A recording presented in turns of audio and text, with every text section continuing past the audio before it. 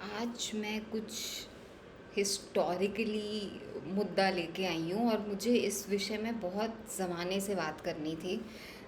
मैं लिखती भी हूँ, स्पेशली लिंक्डइन पे लिखती हूँ, पर 2.5 साल हो गए लिख लिख के। अब ऐसा लगा सिर्फ लिखने से काम नहीं चलेगा, अब बोलना पड़ेगा, अब बात करनी पड़ेगी आमने सामने, फेस टू फेस। और कहते हैं ना, picture speaks more than any thing else. तो जो वीडियो होता है तो उसमें तो बहुत सारी पिक्चरें होती हैं। पिक्चर इन द सेंस जो पिक्स एक साथ मिला के फिर पूरी मोशन पिक्चर बनती है, उसकी बात करनी है। थोड़ा टेक्निकल हो गया, जाने देते हैं। पर बात ये है कि दहेज सिस्टम या जो डाउरी की प्रथा है, ये इंडिया में आई कैसे। अभी कुछ दिन पहले हम क्या देख रहे थे, पता नहीं क्या देख रहे थे, मम्मी और मैं, कुछ शायद से वीकेंड पे, जैसे आप सब भी कुछ ना कुछ बिंज वॉचिंग करते हैं, हम शायद इंडियन आइडल या कुछ देख रहे थे। उस पे एक बड़े ही अच्छे गुजरात के काका आए थे, जिनका काका मतलब अंकल या चाचा, जिन्होंने आज तक 2018 या 19 से करीबन 4,000 के ऊपर बेटियों की शादी कराई है। और इन बेटियों लड़कियों का बैकग्राउंड ये था कि उनके फादर की या तो डेथ हो गई है।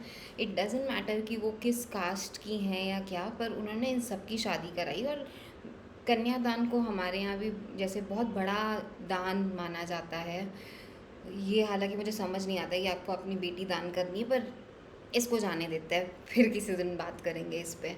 तो उन्होंने काफ़ी पुण्य वाला काम किया, क्योंकि आपने अगर नोटिस किया हो, एक पिता की पूरी ज़िंदगी निकल जाती है पैसे जोड़ते जोड़ते, चीज़ें जोड़ते जोड़ते, कि अपनी बेटी की शादी कैसे कराएगा। आज की तारीख में जब बाप, भाई, चाचा, दादा मिलके एक लड़की की शादी नहीं करा सकते, ये ये जो चाचा हैं वो इतने सारी लड़कियों की शादी जो उनसे रिलेटेड भी नहीं है, 4,000 के ऊपर लड़कियों की शादी उन्होंने कराई है। ये सच में कोई देवता पुरुष से कम वाला काम नहीं है। पर अगर हम थोड़ा पीछे जाएं, थोड़ा पीछे से मतलब बहुत सारी गुलामी के दिनों के बहुत पहले जाएं, तो हमारी जो इंडियन सोसाइटी, तब वो इंडियन नहीं थी, तब वो भारतीय सोसाइटी या समाज था। हम जैसे वसुदेव कुटुंबकम कहते हैं कि हम सब एक बड़ा परिवार हैं।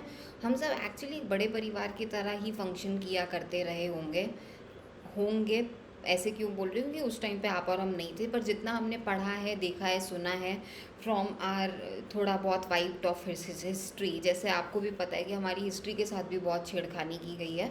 हम लोग प्राइमरीली, हम लोग मूलतः अपने मेट्रियार्की से आते थे। मेट्रियार्की भी जो शब्द है संस्कृत से आता है, मात्र या मातृ से आता है। कि हम लोग के यहाँ जो चीज़ें मैनेज होती थी वो औरतें करती थी, औरतें घर संभालती थी।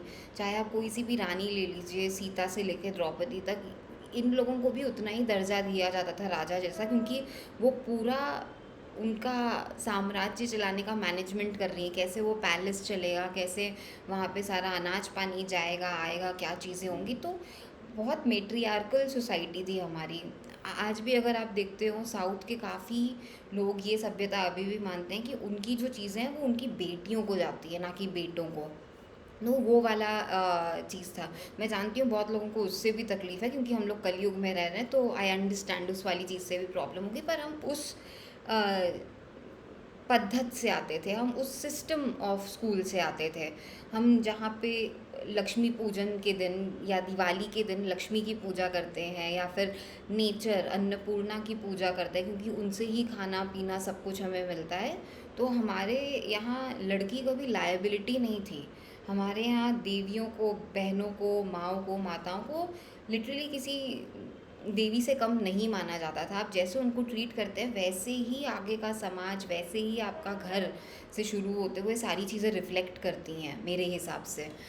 और ये चीज़ें काफ़ी एविडेंट रही हैं अगर आप थ्रू आउट हिस्ट्री में देखते आए और अभी भी देखें। ये जो पेट्रियार्की वाली चीज़ है, अगर एक बहुत छोटा सा एग्जाम्पल दूँ, अगर आपको एलिज़ाबेथ पता होंगी, क्वीन एलिज़ाबेथ या क्वीन विक्टोरिया, या आपने ये नाम सुने होंगे। जो क्वीन एलिज़ाबेथ वन थी, उनके जो फादर थे किंग हेनरी दी एट्थ। मुझे बड़ा मज़ा आ रहा है इस समय, मैं किसी का मजाक उड़ाने के लिए नहीं, पर मुझे हिस्ट्री बहुत पसंद है, तो ये मैं शो ऑफ कर रही हूँ शायद, इसलिए मुझे मज़ा आ रहा है आपको ये प्रवचन देने में। पर हेनरी द एट्थ ने बहुत सारी शादियाँ की, करीबन 5-6 शादियाँ की। क्योंकि उनको लड़का चाहिए था, और उनको इन सारी औरतों से लड़का नहीं हो रहा था, लड़कियां ही हुई हैं। जो उनकी तीसरी बीवी से उनको ये जो एलिज़ाबेथ वन हुई, जो आगे चल के क्वीन एलिज़ाबेथ वन कहलाई गई, और उनको तभी भी बिल्कुल अच्छा नहीं लगा। एक उनको बेटा हुआ था उनकी छठी रानी से, पर आई थिंक उसकी भी बहुत अर्ली डेथ हो गई थी ड्यू टू हेल्थ रीजंस वगैरह। पर उनको बेसिकली लड़कियों से कोई लेना देना नहीं था, और ये बहुत वेस्टर्न सिविलाइज सोसाइटी की चीज़ें हैं या रूल्स हैं कि उनको लड़का चाहिए या लड़का ही आगे ख़ानदान चलाएगा। मैं इसलिए ये आज दहेज के बारे में बात कर रही हूँ कि हमारे भारतीय संस्कृति में कभी ऐसा नहीं था कि लड़का ही घर का चिराग है और वो चीज़ें चलाएगा। ये सारी चीज़ें कहीं ना कहीं हमने इन्फ्लुएंस होके या अपने कॉलोनियल माइंडसेट में, या जो हमारे गुलामी के बहुत हज़ारों साल, 100 साल, 200 साल, जितने भी साल गए हैं, उसके बाद से ये निकाली है सैडली। और मुझे अभी बोलते हुए गुस्सा और बहुत अजीब अजीब इमोशंस फील हो रहे हैं, पर ये वैसी चीज़ हुई है। तो उनको ये अपनी तीसरी रानी से बेटी हो गई, कोई उम्मीद नहीं है उससे, उसको अच्छे से ट्रीट नहीं करते थे, किसी रानी को अच्छे से ट्रीट नहीं किया। इनफैक्ट उन्होंने खुद अपनी रानियों के सर कलम तक करवाए हैं, ये बोल के कि उनके कैरेक्टर ठीक नहीं थे, जबकि सबसे ख़राब कैरेक्टर तो इस राजा का रहा होगा। बट एनीवेज, हम कौन होते हैं किसी का कैरेक्टर डिसाइड करने वाले। क्वीन एलिज़ाबेथ वन ने देखा जाए तो इंग्लैंड को, ब्रिटेन को, उनका जो बहुत आर्थिक और जो भी सब एकदम बेड़ा गर्क चल रहा था, चर्च के नाम पे बंटवारे हो रहे थे, उन सबको ठीक करने की कोशिश की है। और इस चक्कर में उस औरत ने बहुत बड़ी बलिदान भी उसको देना पड़ा है। उसने कभी शादी नहीं की, उसको वर्जिन क्वीन कहा जाता है। वर्जिन क्वीन का मतलब आप समझते ही होंगे कि मतलब वो बैचलर रही है, चले ऐसे मान लें। उसने कभी शादी नहीं की, क्योंकि अगर वो शादी कर लेती तो उसकी चीज़ें शायद उसके ससुराल वालों को जाती, उसके पति को चाहिए होता, और ये सारी चीज़ें बहुत प्रॉब्लम क्रिएट करती उसके राज्य के लिए, जो कि ऑलरेडी डूब रहा था उस समय में। ये मैं 1800s वगैरह की बात कर रही हूँ, उस सेंचुरी की। आप ये समझने की कोशिश करिए, एक ऐसा सोसाइटी जहाँ पे एक बंदा शादियों पे शादियाँ कर रहा है क्योंकि उसको लड़का नहीं मिल रहा है किसी शादी से, उसको किसी बेटी पे भरोसा नहीं है कि वो आगे ख़ानदान चला सकती है, पर उसने शादी ना करके ये सारी चीज़ें की। और शादी ना करने की एक बड़ी वजह थी ये जो डाउरी वाला सिस्टम है। ये एक्चुअली वेस्टर्न सिविलाइजेशन और उन सभ्यती क्या वर्ड होता है, सभ्यताओं से आता है।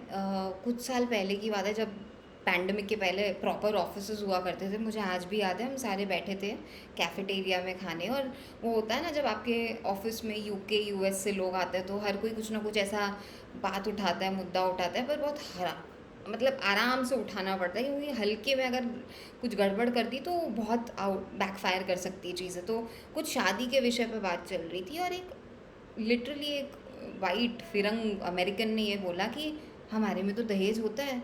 और मैं थोड़ी सी शॉक्ड थी कि इनके में क्यों दहेज होता है, ये तो बड़े मॉडर्न लोग माने जाते हैं, इनमें तो मतलब खाली आई डू करके शादी हो जाती है, पता नहीं अपने माँ बाप को बुलाते भी हैं या नहीं, या जो भी सारी चीज़ें। बट मतलब ये जो हम पोर्ट्रेयल देखते आए हैं हॉलीवुड वगैरह से भी और ये सब चीज़ों से भी, कि कैसे इनमें शादी होती है, क्योंकि शादी तो इंडिया में स्पेशली हमारे यहाँ एक त्यौहार से कम नहीं होता है। 3 5 7 दिन एकदम धमाल चलती है, और उस 3 5 7 दिन के लिए मतलब महीनों पहले से तैयारी चल रही होती है।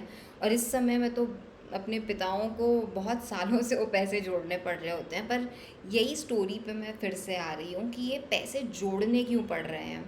जब बहुत सारे अलग अलग रूलर्स आए हमारे यहाँ, जब इन्होंने ये देखा कि भैया ये लोग खेती बाड़ी करते हैं, इनको तो जो आजकल की तारीख में ऑर्गेनिक फार्मिंग भी हम कह सकते हैं, इनका तो अपने आप ही सारा चल रहा है, और हमारे यहाँ औरतों को, लड़कियों को उस तरीके से ट्रीट भी नहीं किया जाता था जैसे बाकी सब ये लोग कर रहे थे। आप अगर डिफरेंस देख सकते हो जो मैंने कहा है, ये किसी को नीचा दिखाने के लिए नहीं है, बट ये सिर्फ इसके लिए है कि हमारे यहाँ पे ये सारे कल्चर या ये सारी चीज़ें आई कैसे, सिर्फ उस वजह से। And do we still want to stick to ये जो चीज़ें हमने कहीं और से ली हैं या हमारे पे थोपी गई थी, या या हमें वापस अपनी रूट्स पे जाना चाहिए, जो कि ऐसा सब कभी बोलती ही नहीं थी।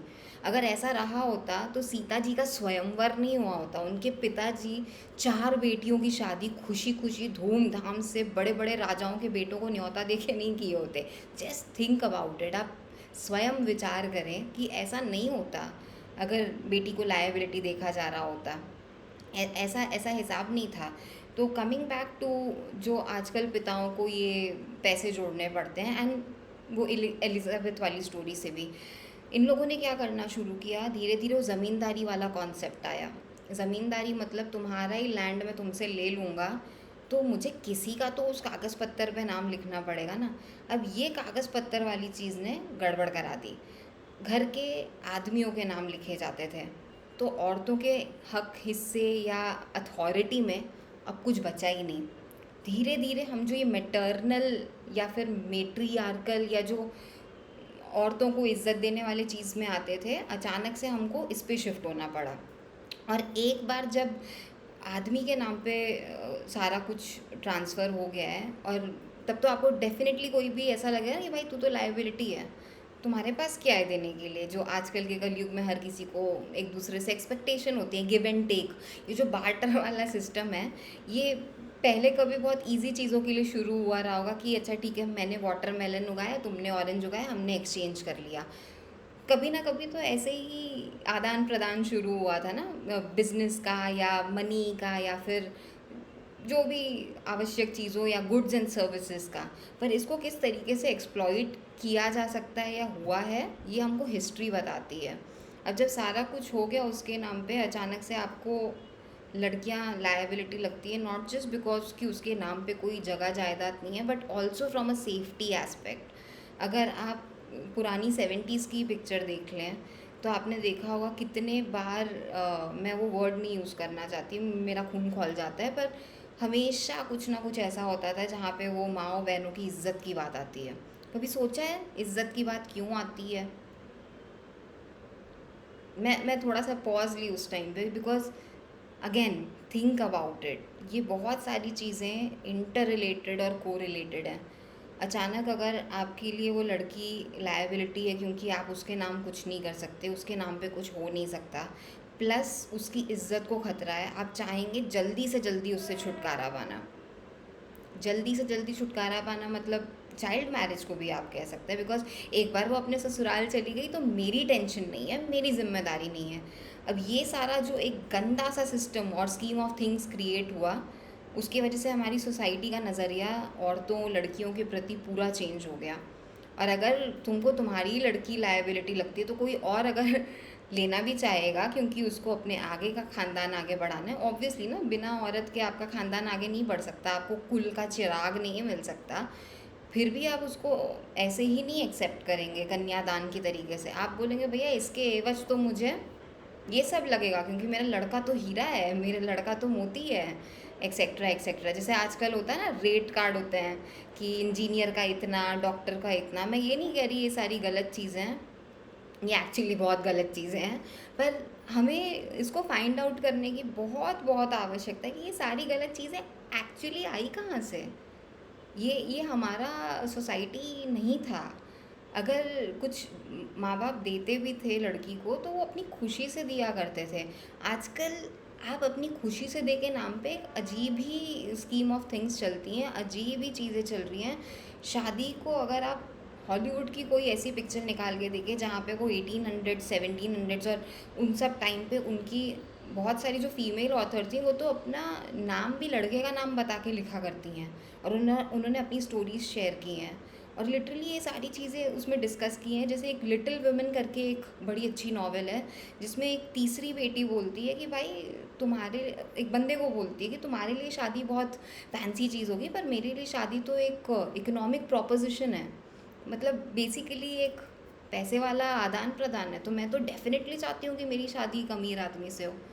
तो ये सारे जब चीज़ें हो रही होती हैं और वो लोग उसी थॉट प्रोसेस से आए थे इंडिया को सिविलाइज करने, वो अपनी सारी चीज़ें हमको दान में देके चले गए और हमारी सारी अच्छी चीज़ें वो अपने साथ में लेके चले गए। अब आपको ये रियलाइज़ करना है, आपको ये समझने की ज़रूरत है कि आप उनका ये कूड़ा करकट जो इतने समय से लेके चल रहे हैं उसको लेके चलेंगे या छोड़ देंगे। नमस्ते।